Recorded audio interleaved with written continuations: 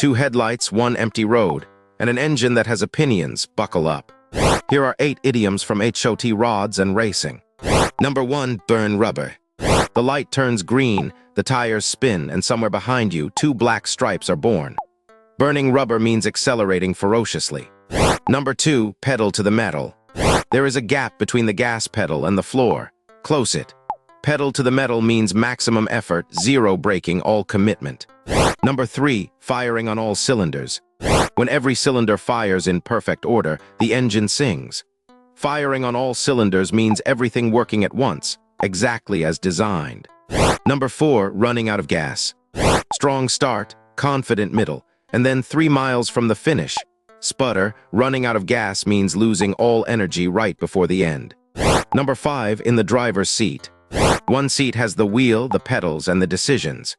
Being in the driver's seat means holding all the control. Everyone else is cargo. Number 6, a backfire.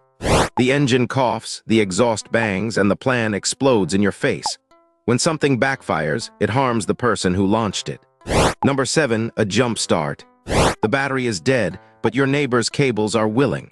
A jump start is borrowed energy that forces a stalled thing back to life. Number 8, spinning your wheels.